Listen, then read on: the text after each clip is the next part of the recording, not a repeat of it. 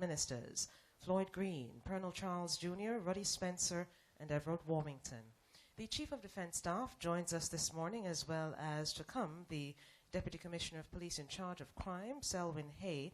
Senator Aubin Hill is here, along with the Permanent Secretary in the Office of the Prime Minister, Mrs. Audrey Sewell, the Permanent Secretary in the National Security Ministry, Diane McIntosh, and heads of agencies. The National Security Advisor has joined as well, and I see Minister Edmund Bartlett, the Minister of Tourism, here as well, along with members of the media.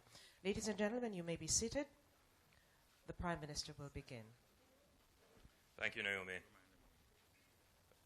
Ministers, heads of agencies, permanent secretaries, heads of agencies and departments, members of the media, Jamaicans joining us via the internet, television, and radio.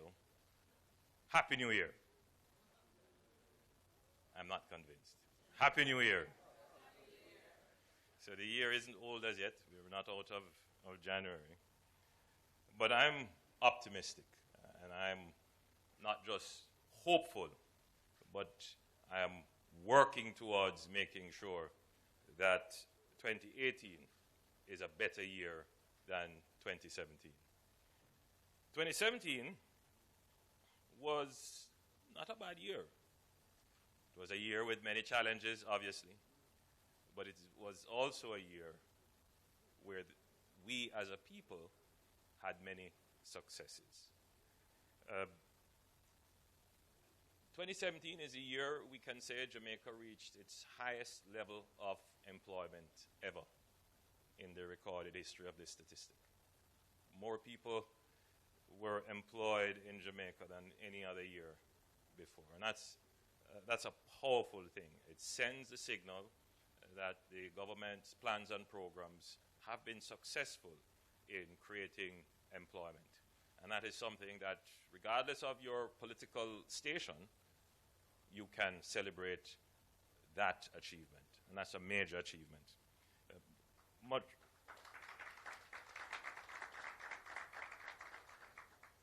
It shows a working economy. It shows confidence that people are investing. But as I said last night at the Jamaica Stock Exchange annual forum, that employment is the people's stake in growth. This is how we ensure that the prosperity is equally shared. Yes, we will have a social safety net. Yes, we must always look out for the marginalized, the dispossessed, the poor in the society. But the real way to help the poor, the real way to help the marginalized, is to give them the opportunity to earn for themselves. That is the independence for which we all strive as Jamaicans. And therefore, growth that creates jobs, that is the objective of the government, and I believe that we are achieving that objective. And that is something, as I said, that we can all celebrate and be proud of. The government has also been directly instrumental in achieving this goal, not just its economic policies, which spur private investment, but we have the HOPE program, where we're now in the testing phase. We're proving that this kind of modality of creating employment can work. We have close to 2,000 persons working in the HOPE program. We have the National Service Corps. This is a program that we've started with the JDF, where we should be now close to taking on 1,000 new recruits under this modality. And that's a significant program. That program will go a far way in addressing much of the problems we have with youth delinquency, with unattached youth, and will be a very important means of diverting our young talent away from crime and violence to an opportunity that will develop in them self-discipline, a regimented approach, and ultimately they will develop a career. We're not expecting that all of them will stay in the army, but we will have a pool of resources from which other uniformed forces can draw eventually, but we will also turn out into the society young men and women who are well-trained, well-disciplined, and have strong loyalty and patriotism to their country. So I think we can start there by celebrating the achievements that we have made in employment. Housing has always been an issue that is near and dear to the hearts of Jamaicans. I don't want to get too philosophical on the matter, but the ownership of land and the ability to own your own home is the Jamaican dream. That's how we know you're stepping up in life, when you can own your own home or own a piece of the rock. That has been challenging. We have not had many generations that are able to bequeath property to the next.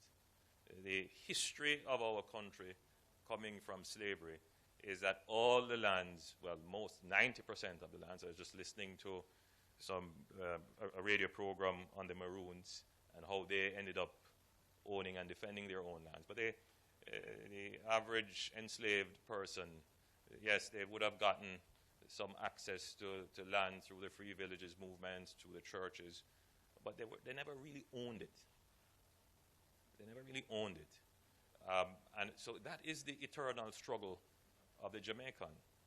That sensitivity towards owning land has created in the country an ambivalence to order. And what do I mean by this ambivalence to order? Because we have not, as a government, sought to, and I'm not just saying this government, but the governments of Jamaica, whether it's been through the colonial period or after independence, we have not really gone out fully to create orderly systems of ownership. And on top of that, affordable systems of ownership. We have excused the informal, disorderly, and improper ownership of land. And therefore, we have a problem with squatting. And we have to confront it. We have to agree that as a policy of government, we want our people to be able to own land and own their own homes. But we must also agree as a people that it must be done orderly. And until we remove the ambivalence to order, we will not be able to genuinely solve the orderly ownership of land and housing in Jamaica.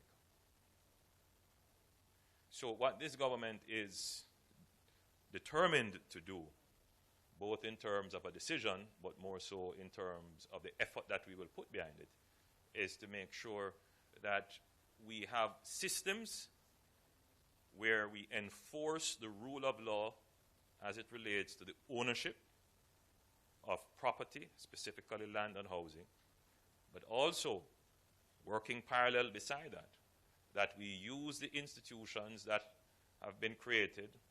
If they are in need of reform, we reform them. And if we need to create new ones, we will create them.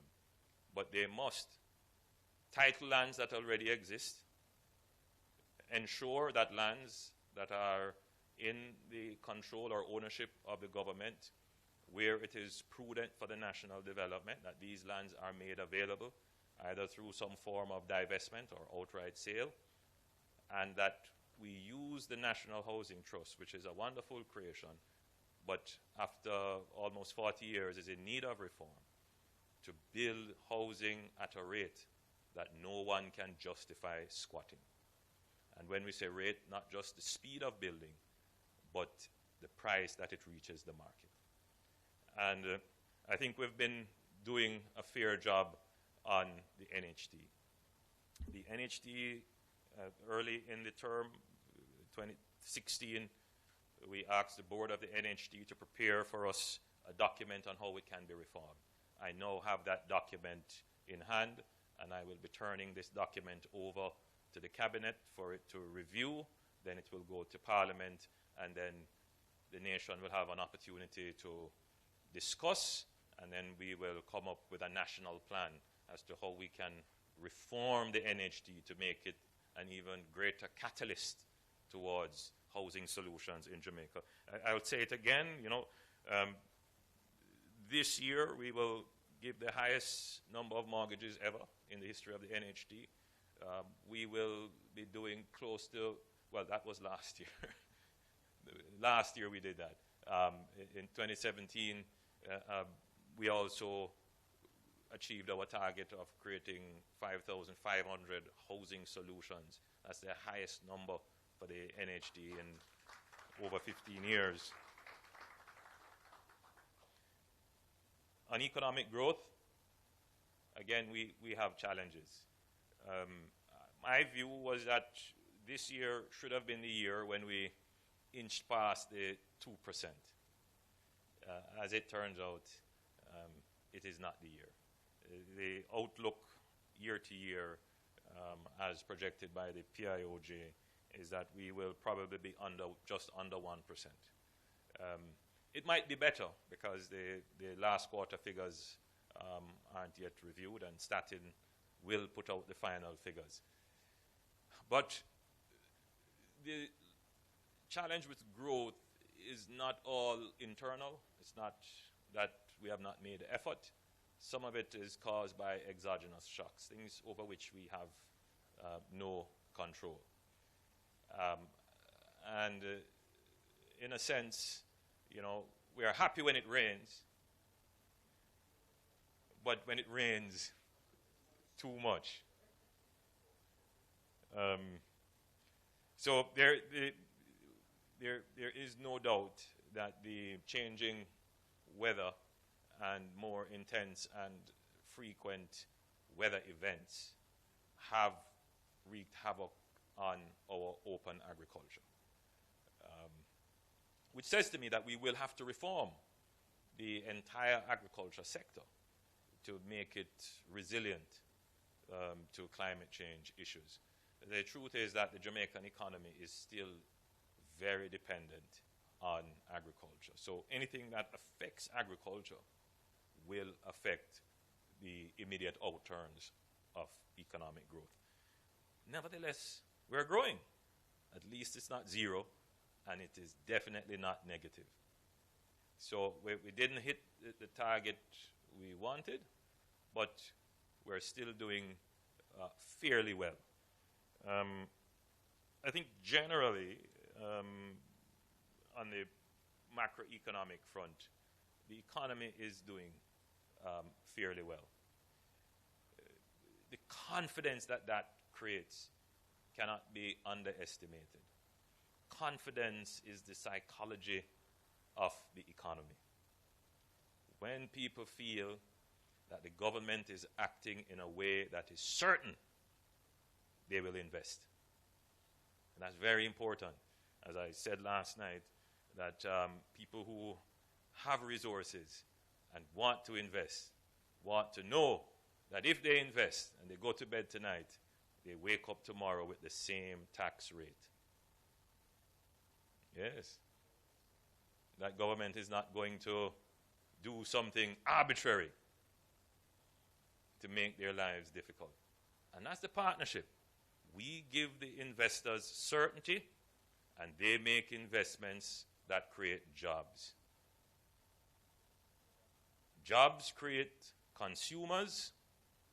Consumers buy the products of investors. Investors make a profit. The government regulates the market. That gives further confidence for investors to invest, and we create this virtuous cycle of economic growth and job creation. And that's what we want to do. So I think we're doing fairly well in that regard. I see many of you holding our publication of our achievements in 2017. So I won't go through every single detail. It's voluminous and would take up too much time, and then you wouldn't get to ask me any questions. I must mention that the government is doing significant work in infrastructure. The UDC is doing an amazing job. We're doing work in Ocho Rios. We're repairing our beaches and attractions. We're about to start work in Montego Bay on some of our public beaches there. We're doing work on the upgrade of the Fort Clarence Beach, particularly the administrative building there. Numerous things we're doing with UDC. You would see the work of the NWA, and I must ask the public to excuse us while we improve our roads. I drive on these roads too, and I know it is a tremendous dislocation. But the level of work that needs to be undertaken to create what I call the smart infrastructure that is properly connected, that will move the economy. These works are massive and extensive. But when they are done, you will get to work and home much faster.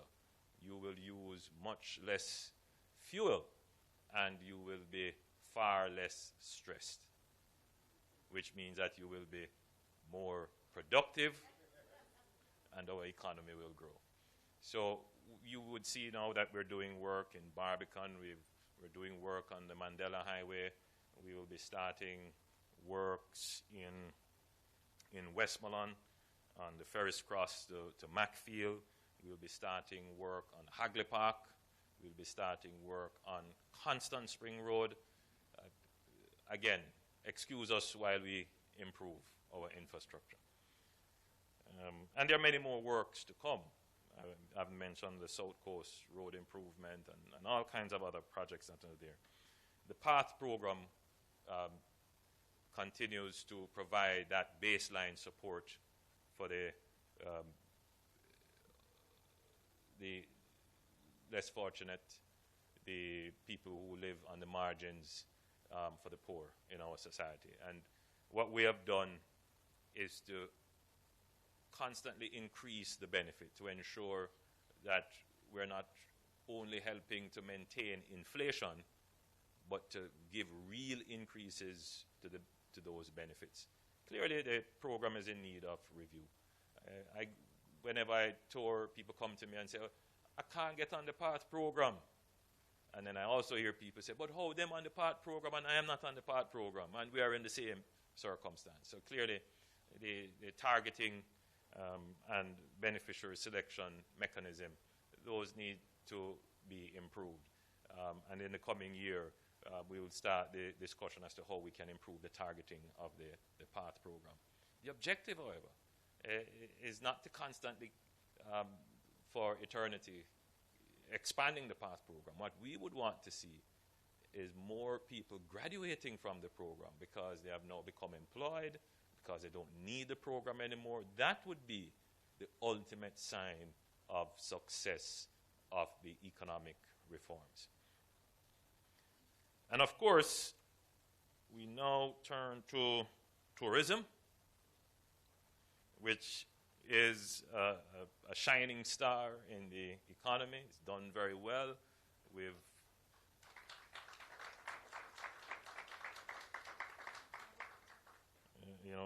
in total, we had 4.3 million visitors. I mean, they have it down to the exact 4,300,241.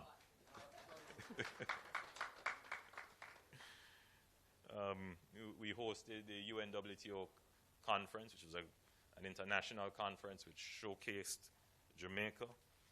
And, I've opened so many hotels and rooms. We're growing.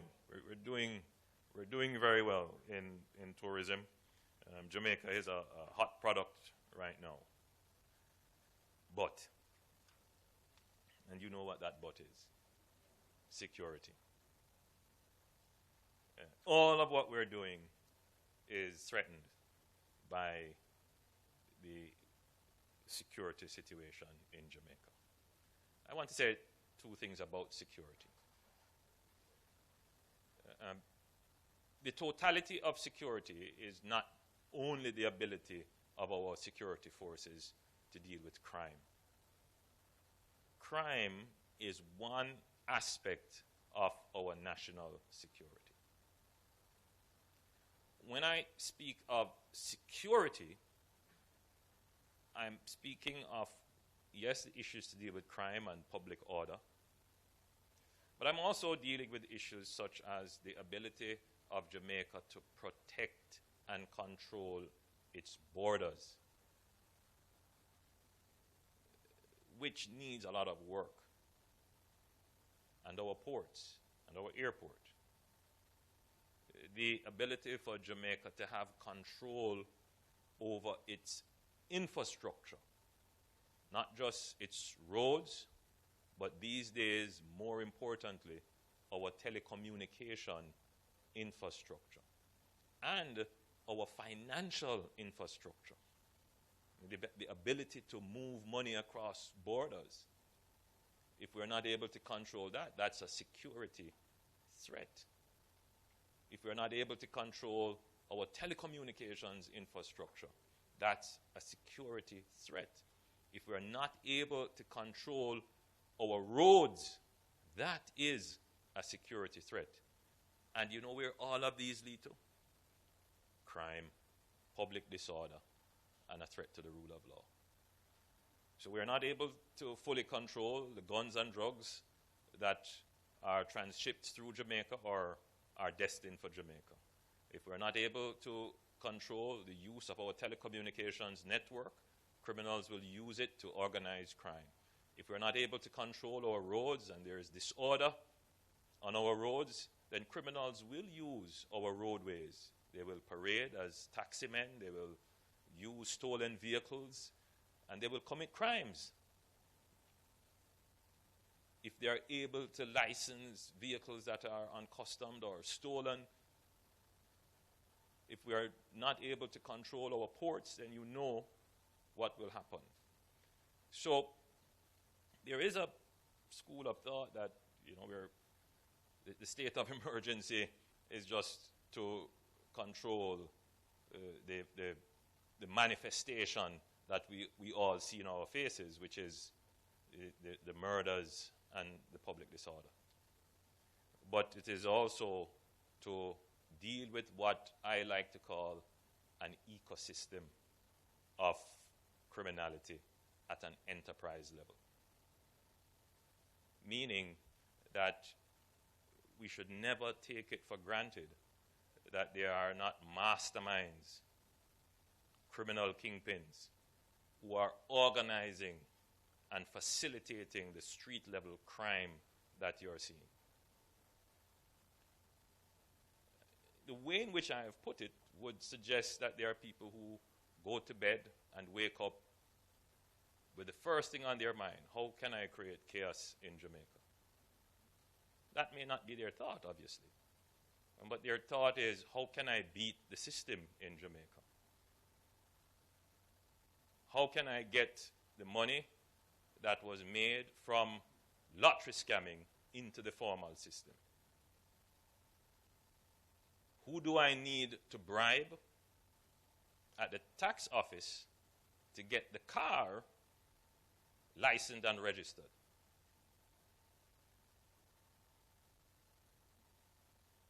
It is an ecosystem. The public servant who says, well, I am just giving the license for an unaccustomed car, does not take into account that that car could be the car that drives up on the main thoroughfare transporting the criminals with the AK-47s that came in through the customs, that were cleared, probably with the knowledge that committed the crime, that ends up on the front page of some international newspaper that affects this 4.3 million visitors, which probably could have been 5 million. They are just as culpable as the person pulling the trigger. And so the state of emergency is not just targeted to the person pulling the trigger. It is targeted to every single player who forms a node in this network of criminal enterprise that is now a growing and thriving ecosystem, and we must destroy it.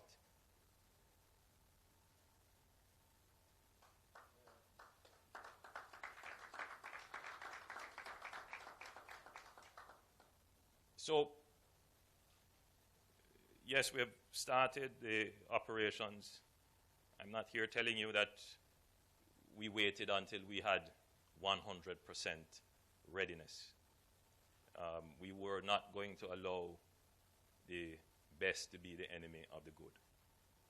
We acted when we thought that we had everything that was necessary in place to protect life.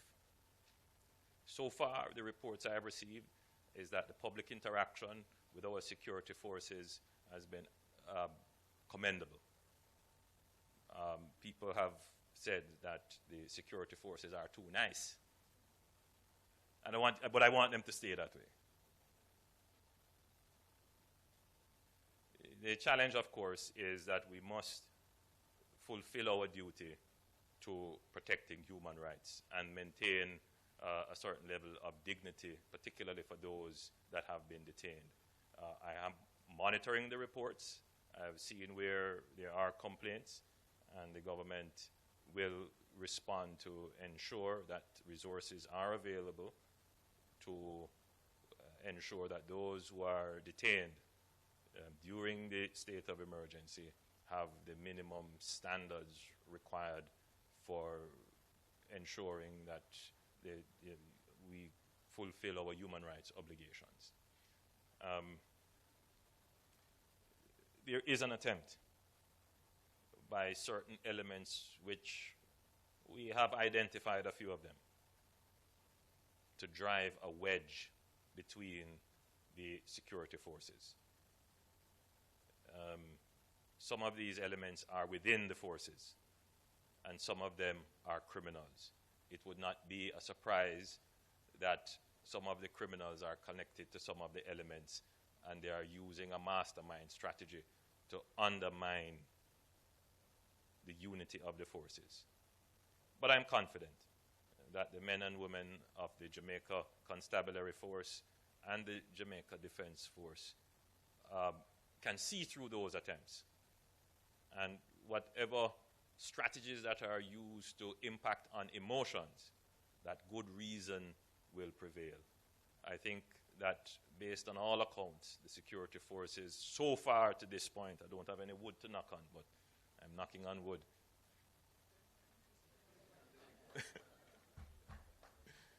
That they will continue. And, in the back of all our minds is the 2010 state of emergency. And I think this is an opportunity for our security forces to show the people of Jamaica that they are capable of being a force to be reckoned with violence as a last and limited resort. And so far, they have been able to have an impact on the space without the resort to violence. And I want to congratulate them on that, that is the objective that they should seek to maximize. It shouldn't be the first call of the Jamaican state to use its forces to take life. I don't need Indicom to tell me that. I don't need the human rights advocates to tell me that. That's something that I personally believe in and preach to the security forces every day. And when I look in the eyes of the leaders of the security forces, I see that they also believe that. And this is where Jamaica really should be, when the leaders of the force recognize that their role is to protect and to serve. It has been a long journey, and we have learned these lessons the hard way. We cannot go back on that.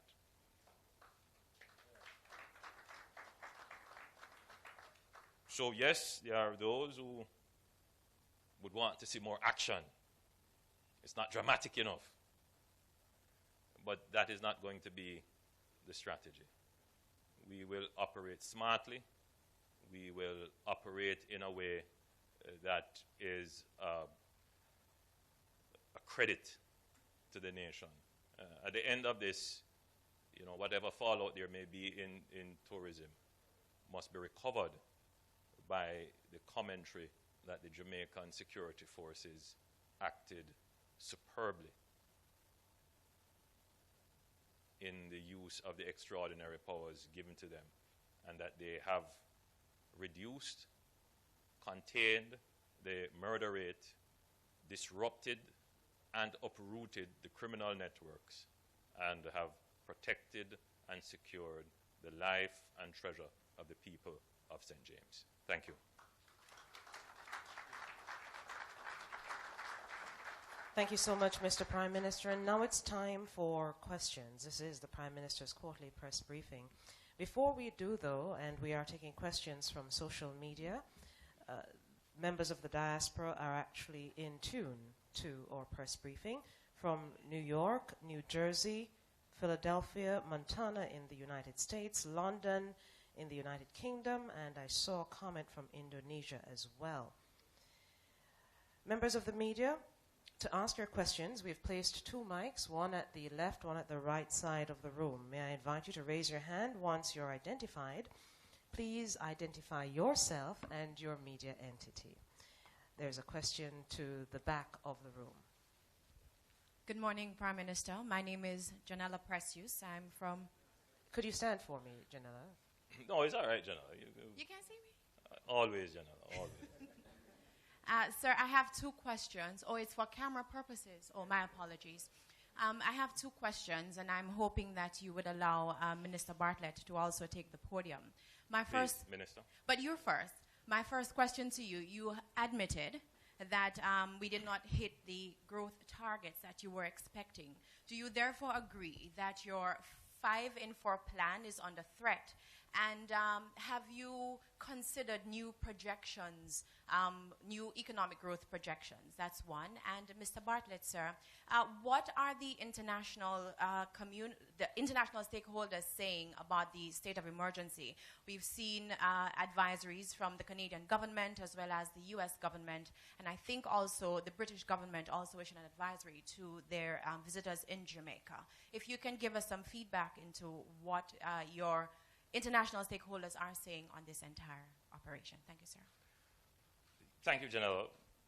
One thing we will have to get used to in this environment is that there are some things that are beyond our control, exogenous, and the best laid plans are not always within the full remit and control of those who are planning. We have another way to say it. While man is planning. Well, I don't think there is any wipeout in this regard. The truth is there is a bigger picture of global action, our actions, which has caused our climate to change, and that change has an economic impact. But having said that, we have to plan as to how we're going to respond to that, which means we will have to make our agriculture sector more resilient. We have for many years depended on open field. I see Minister Samuda is here. Please, sir, come and join us up front. But Minister Samuda is well aware, well knows of the imperatives of ensuring that we move into modern agriculture and that we regulate the agricultural markets. And Minister Samuda, I'm sure, will tell us some of the initiatives. But just to say this in answering your question definitively, yes, of course, if we don't meet the 5-in-4, it would give cause for concern. And it is not just cause for concern for the aspiration that we have put to the people, but the people themselves should be concerned. This is not a political I got you. Failure to meet the growth target is everyone's failure. It's everyone's loss. But it does not stop us from aspiring, from setting targets that we know we may not reach, but they are targets that stretch us.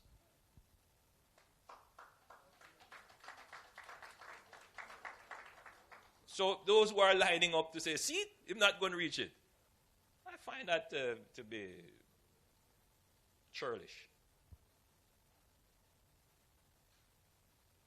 We must, as a people, aspire. And it is the lack of that ambition that has been part of the reason. We have just been afraid to dream. Our projections, PIOJs here, I'll allow them to say what the projections are.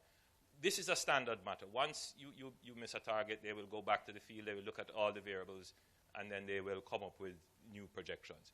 I still maintain that we could very well hit that 5 and 4, and we're working towards it. Because the moment I stop saying we change the projection, that's like setting a signal to all the agents in the system, reduce your effort. No, the signal is keep your effort going. Keep your effort going. That's what the 5 and 4 is about. And it's a little bit disturbing, people lining up to say, see, fail. It's as if you're wishing Jamaica to fail. It's just ridiculous. I mean, I hear people, almost wishing the state of emergency to fail. It's probably the last tool that you have in your toolbox. You really want it to work. You wonder in which Jamaica do they live? If they have another Jamaica stored up somewhere that they could pull out of a bag and say, here is the good Jamaica. So, I mean, that's my answer to you. We are trying very hard to meet the targets. I'll allow Minister Bartlett and then Minister Samuda and then Dr. Henry. Well, first thing, I think global security is a huge concern in tourism today. Every country seeks to have safe, secure, and seamless arrangements for visitors. And any instrument that is used to ensure that this happens in its extreme form will always create some jitteriness and skittishness in the market. And that is not different in our case. In my consultations and daily discussions with our partners, there's an understanding of the need to achieve the objective of those 3 S's. And the mechanisms vary. The concern, however, is how quickly do you get over this particular mechanism that you're using, and how fast we can say to everybody across the world that there is no need for this kind of intervention. The arrivals are still happening.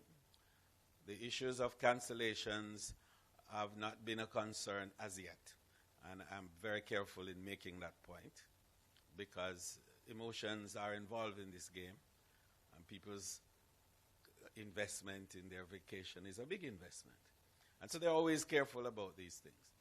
But the narratives that emanate from Jamaica, particularly through our critical crucibles, are vital to help us in the struggle for our stakeholders to understand the situation better and to be able to bring the visitors here in the manner that they are. And so I make the point at all times, the nattering neighbors of negativism can't help our situation at this time.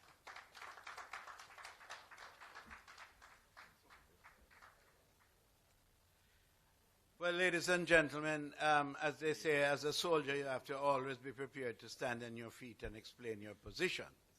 So, Prime Minister, thank you very much for the opportunity. Agriculture is really a crucial element of the growth strategy. But we cannot continue to 1 year grow by over 13% and the next year decline by 5% because of conditions over which we have no control, the weather.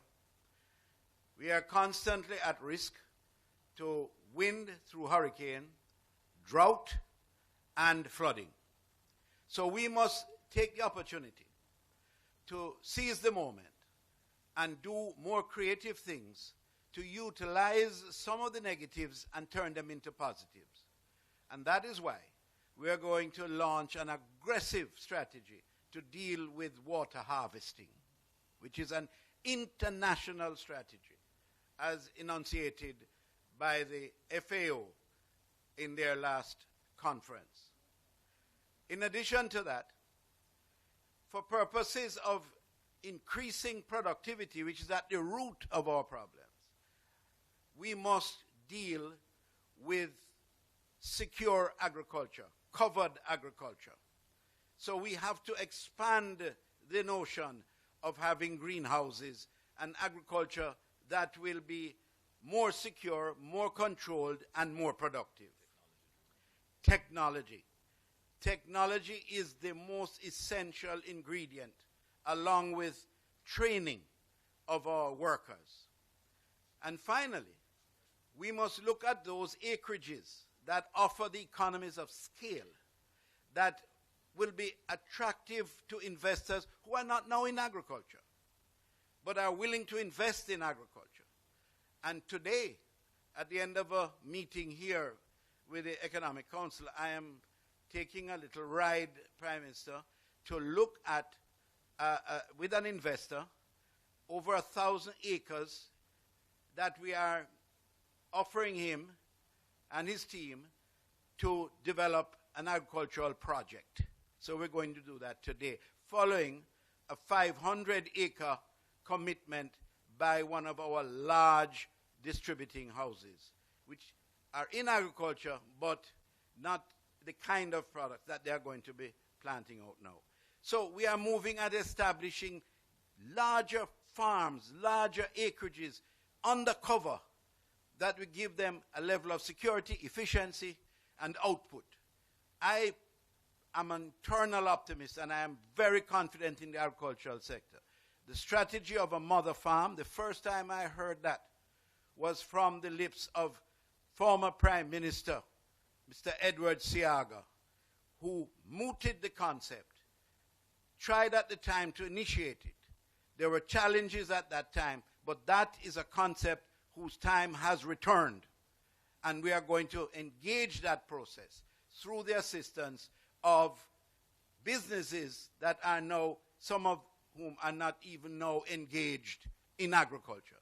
So, Prime Minister, rest assured, agriculture is going to contribute a minimum of 2 to 3% of your objective of 5 and 4. Thank you.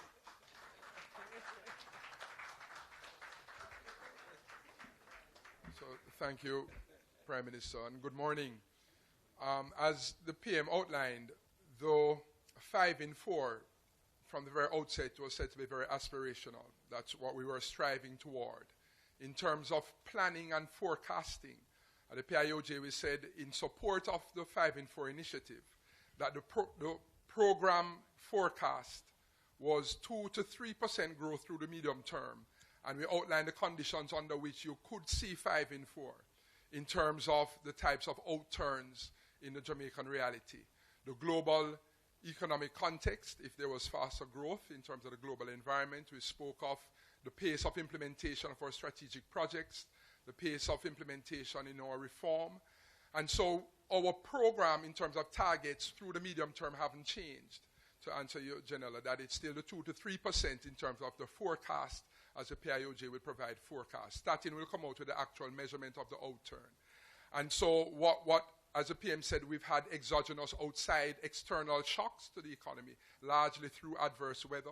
The rainfall and heavy persistent rainfall not only affects agriculture, it affects mining, a lot of the mining activities, the infrastructure damage. We heard that the March to May last year for 2017, the rainfall over that time was 0.2% of 2016 GDP, 4 billion Jamaican dollars in damage, and that has a lot of impact.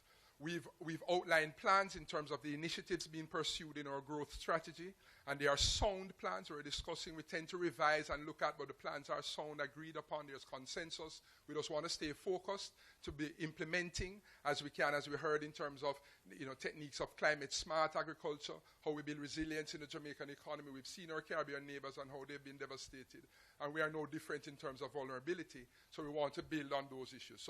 So the 5 in 4 continues to be an aspiration that we strive toward. We all want more robust growth and the outcomes they promise and provide.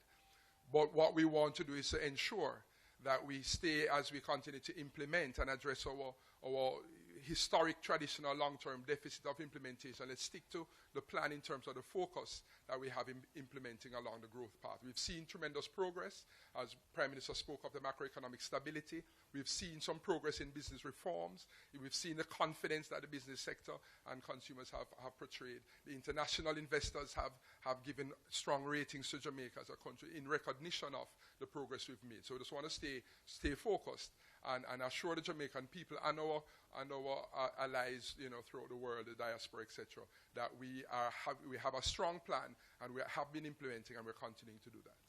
Thank you so much, Dr. Henry. Ministers, thank you. Prime Minister, our next question will come from this side of the room.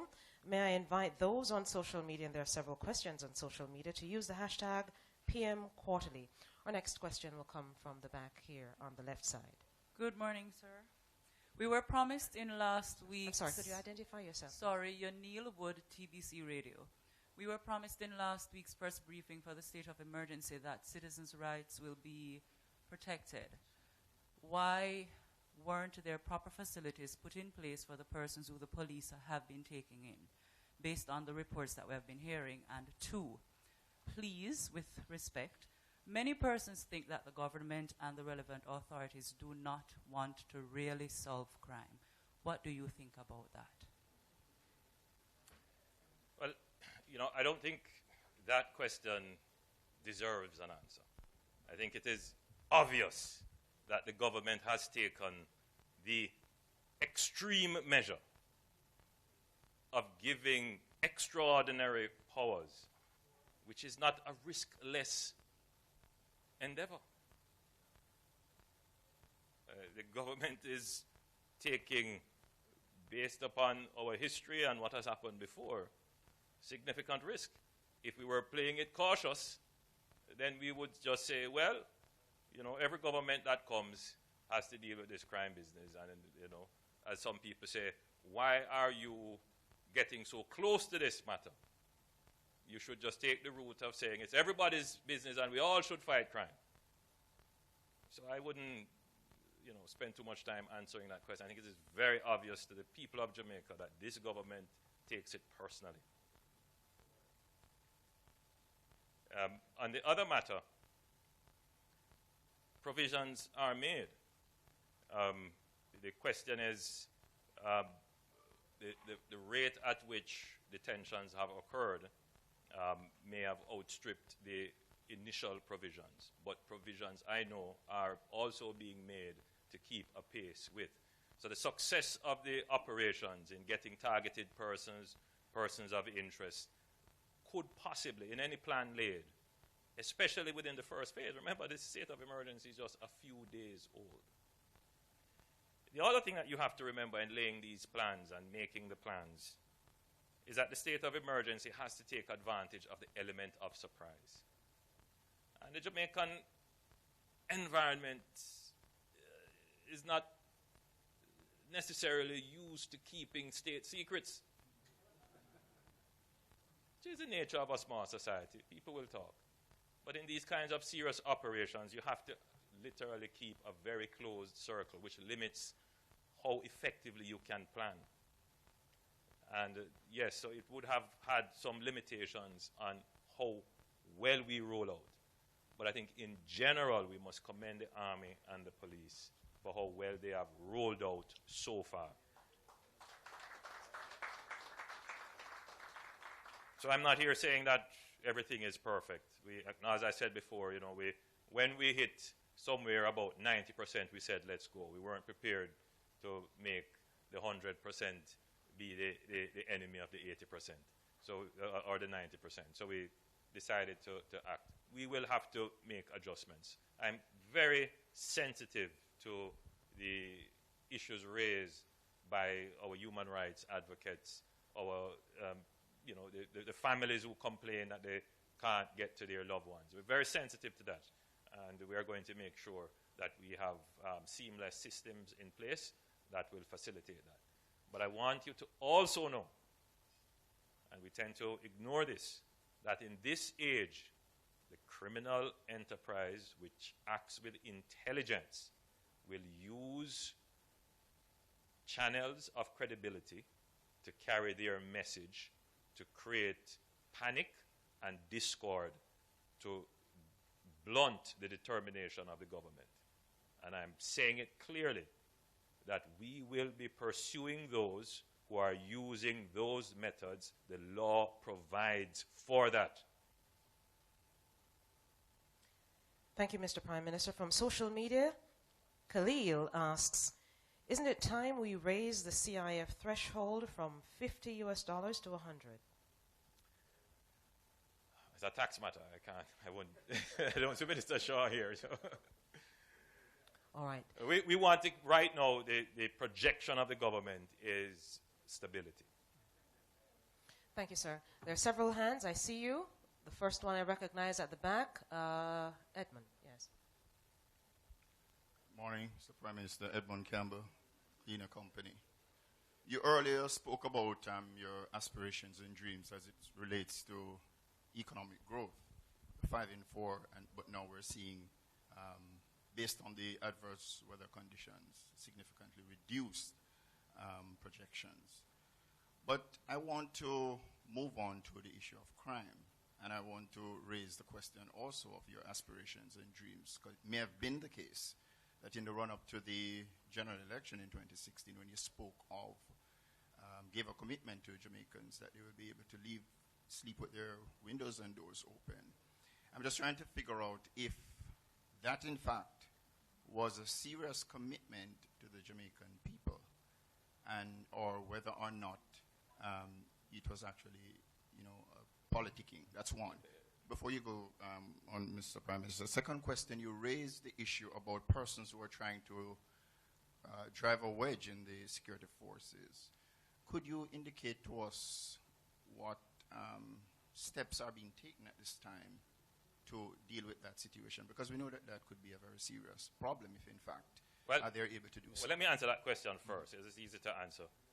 We monitor communications in the sense that, whatever messages are being sent that are calculated to create discord, we pay close attention.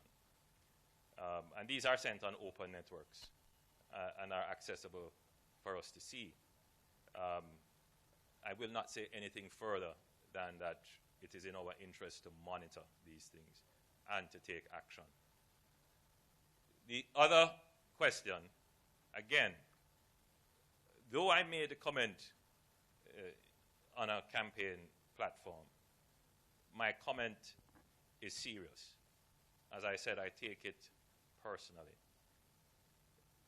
In my second to last year at the University of the West Indies,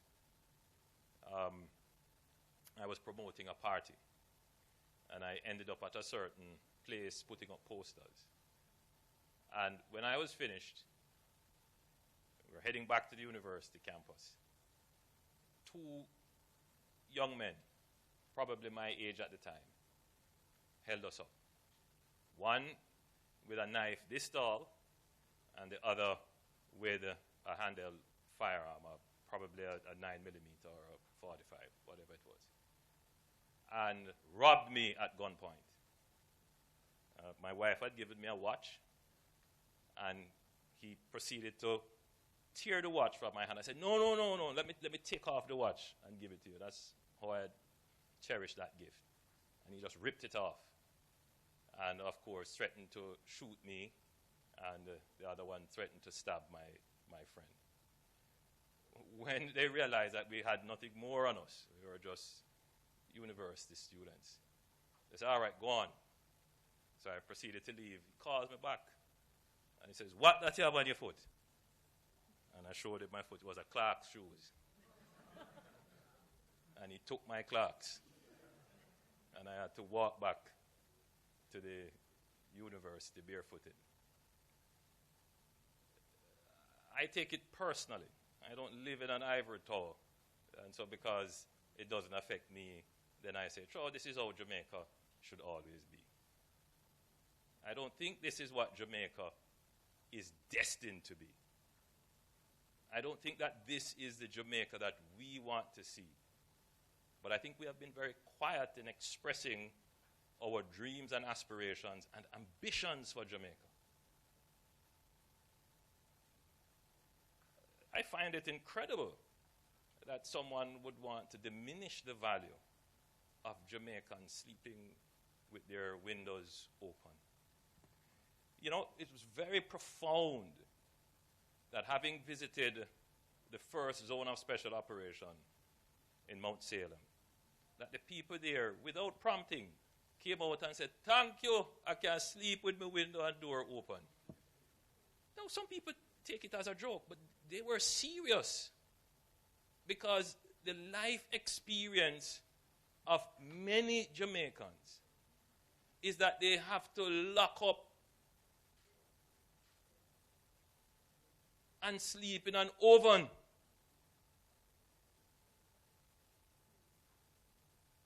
I think this is something that we all should rally around and tell the criminals, we don't like this kind of life. But again, the ambivalence in the society about truly addressing these issues. I was one of those who got the opportunity to go to the University of the West Indies, who benefited from public resources. Give me an education, the opportunity to stand here. So I can't go home and say, you know, everything is fine.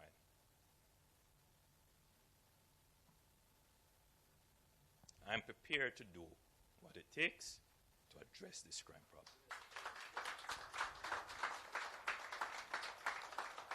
Thank you, Mr. Prime Minister. Again, more persons on social media, Oklahoma and Toronto joining and saying hello.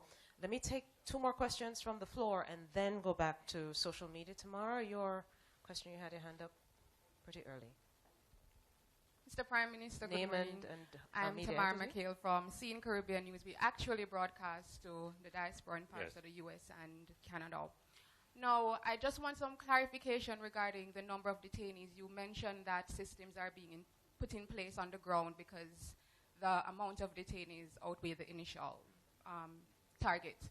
So I wanted to know the actual figure, because Minister Montague mentioned in Parliament yesterday that it was about 197 persons. Our news team, in speaking to one of the lawyers on the ground, says that it's almost 300 persons. So I just want an exact figure or an approximate figure regarding that. And as for Minister Bartlett, Prime Minister, you mentioned that there's currently, well, you mentioned whatever the fallout from the state of emergency may be regarding tourism. But Minister Bartlett, he was saying that currently there is no impact on the arrivals just yet. But in terms of being proactive, what is being done to cushion the blow then of whatever impact? Is it that marketing or public relations is going to be heightened as it pertains to that? Those are my questions. Those questions, I'll answer that one quickly. And I see Minister Bartlett wants to just comment very quickly. Because I have the Deputy Premier of Cayman Islands coming to see us to talk about tourism in a short while, so I'll have to leave you. So just to let you know that a comprehensive program has been developed with our partners and our public relations team from the three major markets, the United States, Canada, and the UK. And starting this weekend, I will be proceeding to cover those markets, to meet with all our partners, and to ensure that the future bookings, because I think that the winter is holding, Janelle. The winter is holding, and that's the message that we want to have. But the concerns that we have would be forward bookings. We want to look to make sure that we shore up the summer and the fall, because we are pushing to inch into the 5 million arrivals this year. And we're really excited about that. And I think you know our style. We are a very robust marketing destination, and they have a very disruptive market as a minister.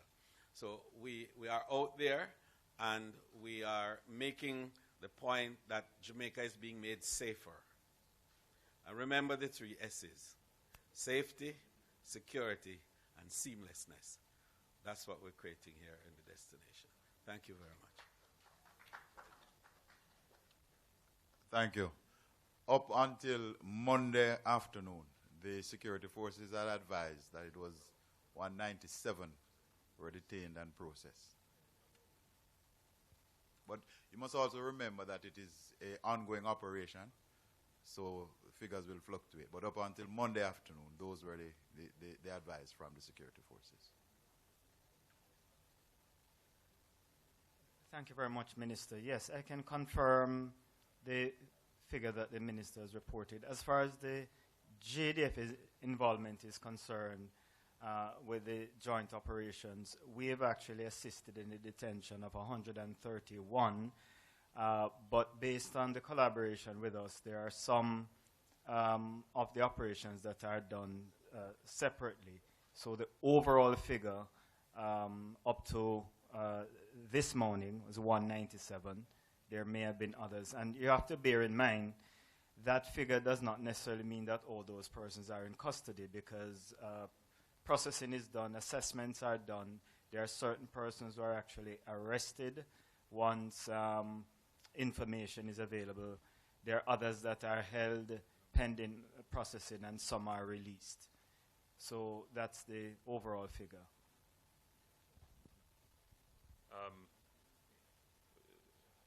ACP 7. DCP head. DCP, forgive me. DCP A is here representing the commissioner. Would you want to give any updates, DCP?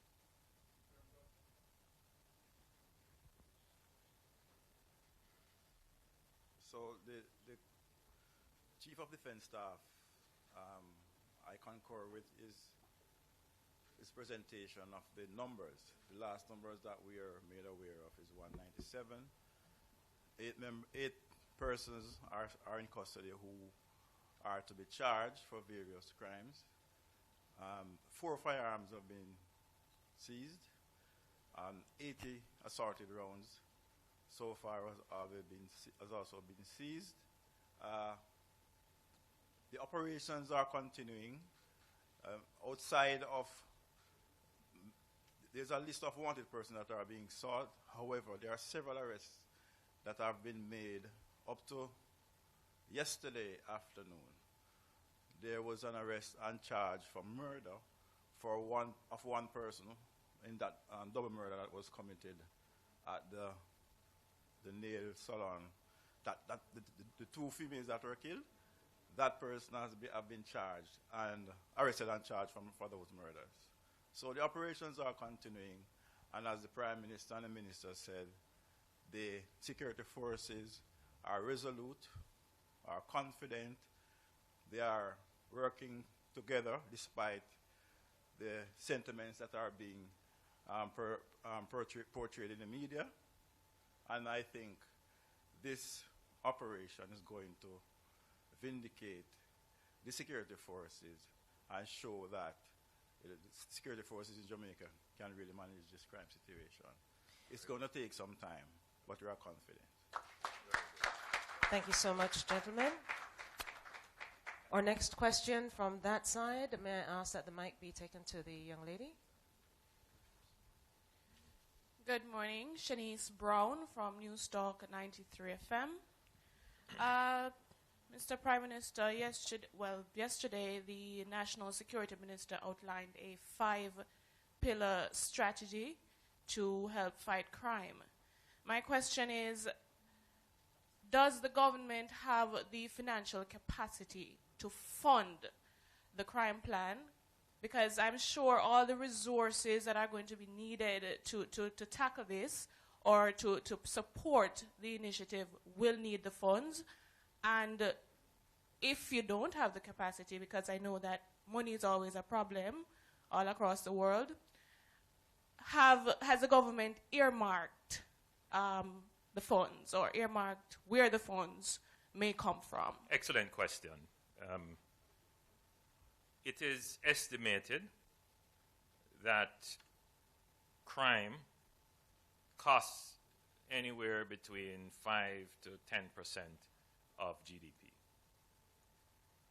We looked at these estimates, and many different estimates have been done, and they're all converging in that zone. And we have taken a decision that we will probably have to spend, and I want to be careful now because I want the press to understand what I'm saying, we will have to probably spend between 2 to 4% additionally of our GDP on efforts to improve our national security. Remember, I made that distinction earlier. So a lot of the spending that we're doing, you may not see it being spent necessarily on, let us say, on the security forces.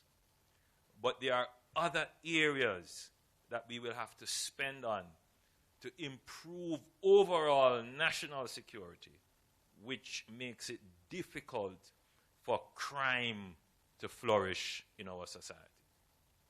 So if you take all the other expenditures that we're doing, so some people may say you need to spend more on mobility of the force. Yes, that needs to be done. But we equally need to spend on our intelligence gathering network so we can find out who are the people masterminding the criminal activity and compromising the security of the state. You see what I'm saying?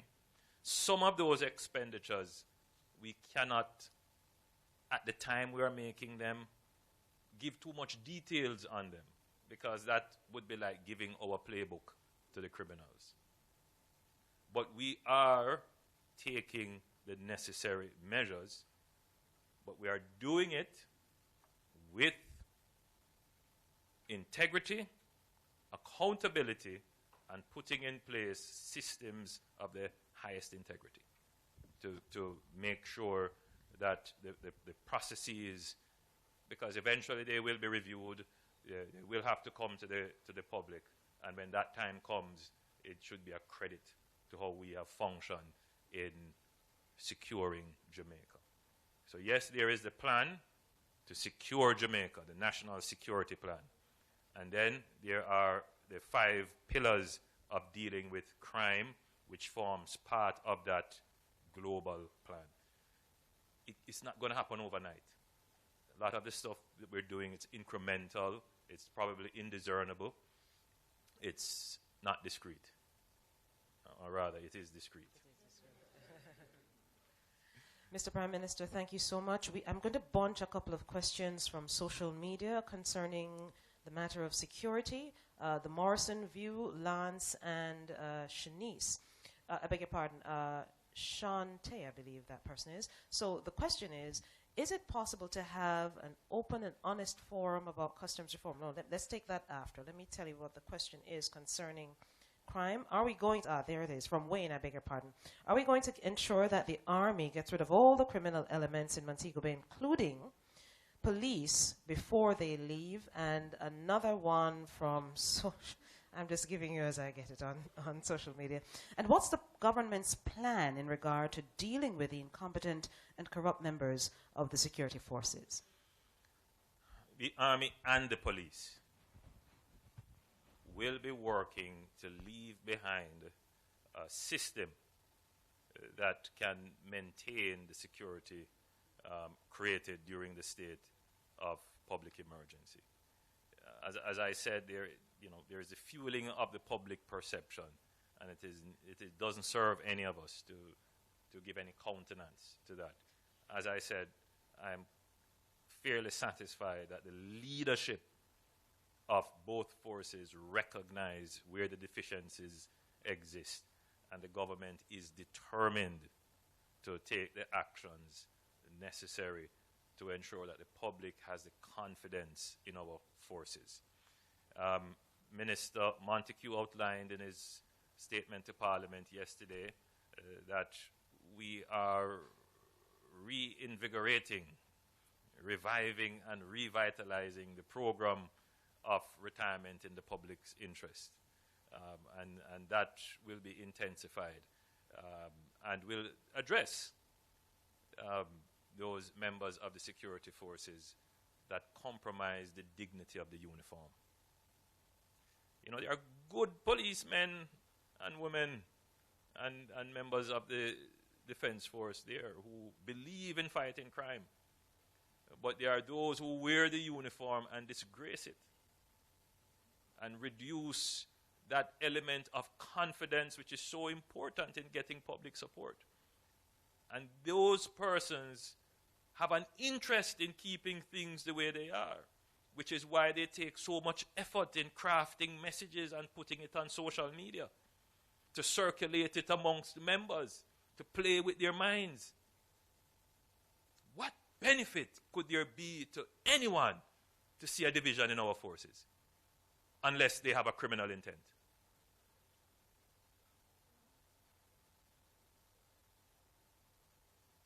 I am not going to stand here and allow Jamaica to be taken over by criminals. And that is who they are.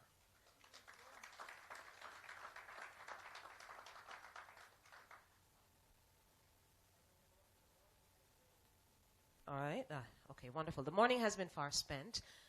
We have just about 5 minutes left. We'll take 2 more from the floor and then 2 more from social media. To the back, sir.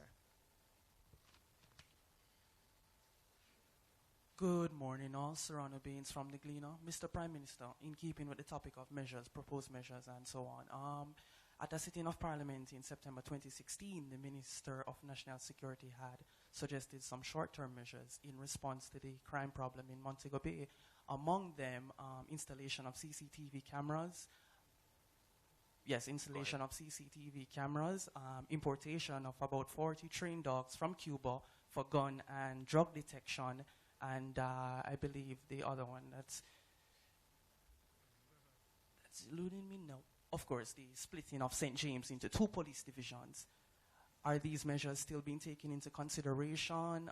What is the delay in implementing these measures? Thank you very much.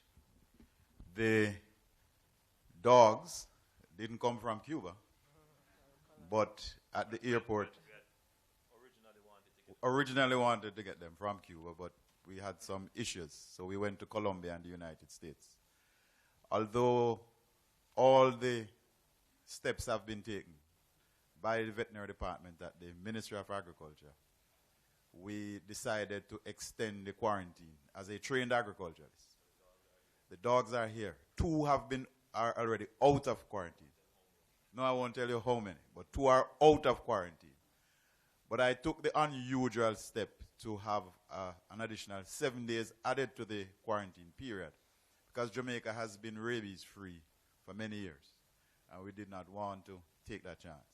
We have some being trained specifically in Florida for the detection of firearms, which is to come. With regards to the CCTV, there were CCTV cameras in Montego Bay. We have moved to replace and upgrade because a number of incidents occurred on the old CCTV network. So as we speak, the technicians are there upgrading what is there. And we are also moving to establish what is known as Jamaica Eye. It will be a networking of CCTV cameras owned by the government as well as those owned by persons in the private sector. And that will be rolled out in February. With regards to the splitting of the St. James Division, we have been challenged. The program and the plan is still there, but there's a manpower shortage. And what we decided to do was to concentrate on the immediate problem of what is confronting the good citizens of St. James. So yes, that plan to split the division is still on. However, we have to pause because we are 3,000 men and women short in the force. And as you are aware, we are taking the necessary steps to employ 3,000 officers over the next 2 to 3 years. Thank you so much, Minister. And final question from the floor at the back. Mr. Prime Minister, your administration's 2-year anniversary is approaching. Can you give us an update on the cabinet reshuffle, sir? I was just wondering when would that question come.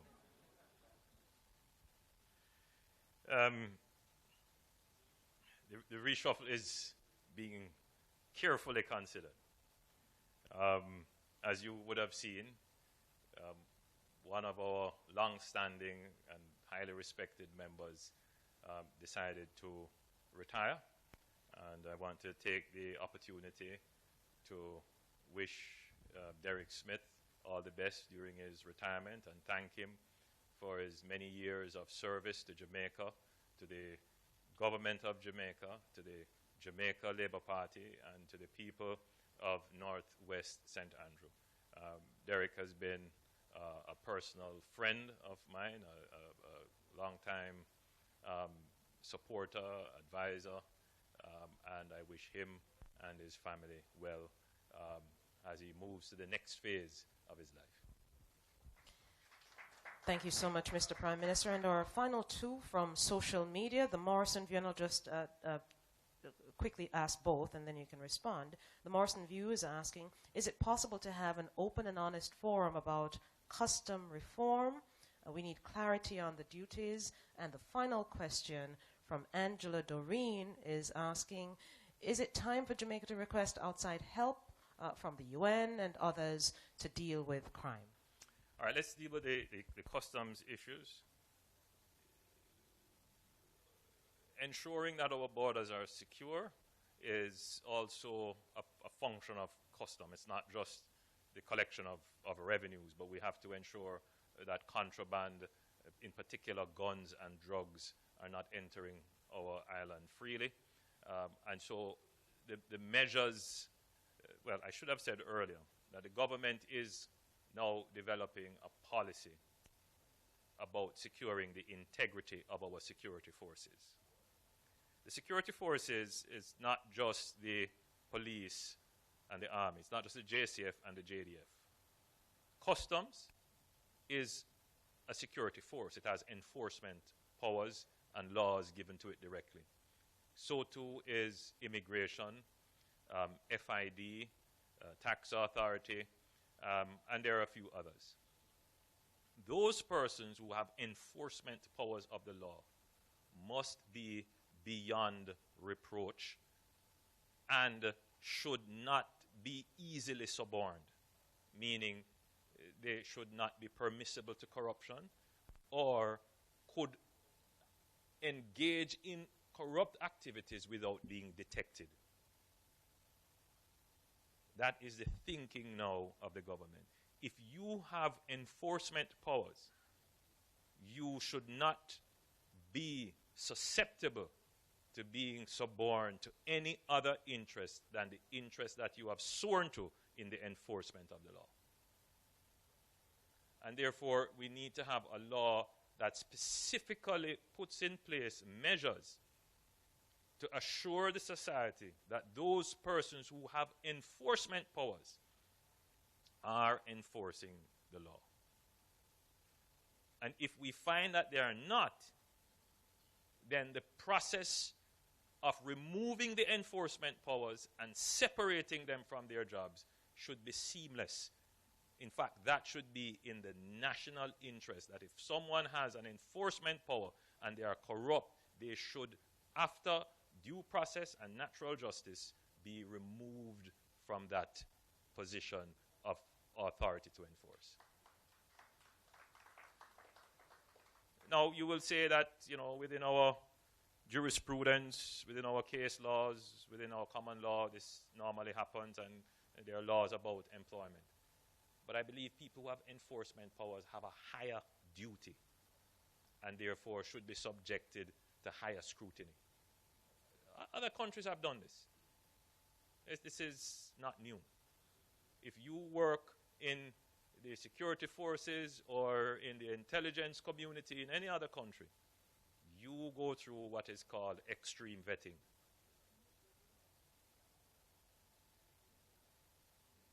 Extreme vetting.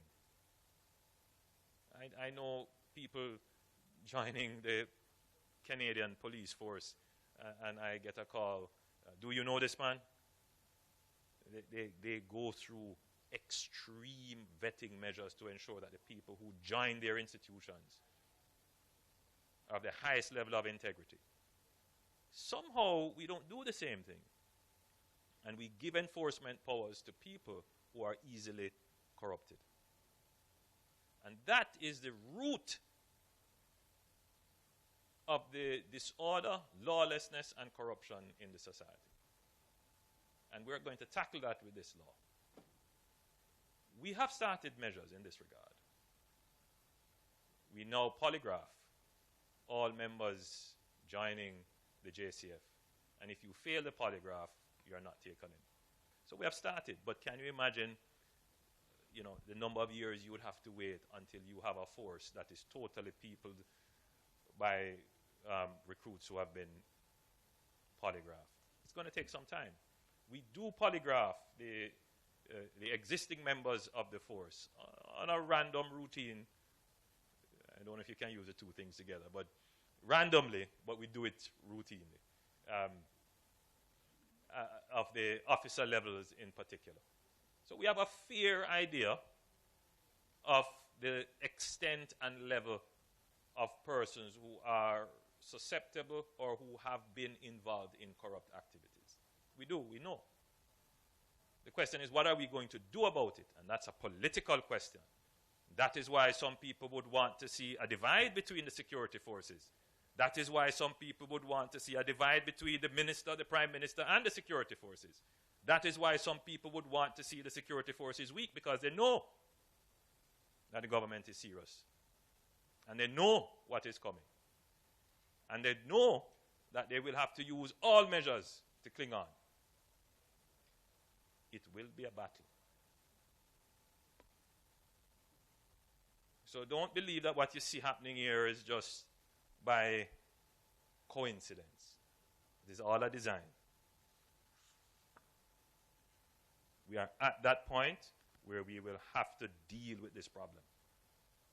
So we are developing that policy, which will be converted to law. We have to make sure that it is in keeping with the Constitution. Some bright person is going to want to challenge it and find all kinds of ways, which is as if to say that you know, they want to keep the system as it is. But we are going to follow the law as well. We hope to have the support of the opposition. Because the truth is, we can't do it without the support of the opposition. And we have started the process for the Vale Royal talks, because reforming our security forces, you know, it's not just the success of this government. The opposition can share in the success by participating and putting a ring fence around security and cooperating. They have put out a plan. I'm going to read the plan carefully to see what in the plan could be incorporated in what we have. I have committed to give regular briefings to the leader of the opposition as to what we're doing on the security front. It makes no sense to divide on the security matter. Mr. Prime Minister, thank you so much. Just to clarify, that question really was about customs reform as well. Oh, I hate I like when the ministers are here, because I wouldn't want to speak and then, you know, I didn't give the definitive answer. But custom reform is being undertaken. That much I know, particularly as it relates to the ability of the customs to improve their tracking and the mechanisms under Asikuda. We hear the complaints. They are making investments in improving their communications and ICT infrastructure, which is what I gather is the cause of much of the dislocation. They're putting in the necessary redundancies and improving the scanning capabilities of containers. Thank you so much, very Mr. much, Prime Minister. ladies and gentlemen. Thank you so much, Mr. Prime Minister. Thank you so much, too, to members of the Cabinet, the state ministers here, Chief of Defense Staff, the DCP in charge of crime, as well as Senator Obin Hill, the permanent secretaries and heads of agencies. Ladies and gentlemen, may I invite you to join us for refreshments at the back. Thank you so much for your time, and we'll see you again for the next quarterly press briefing.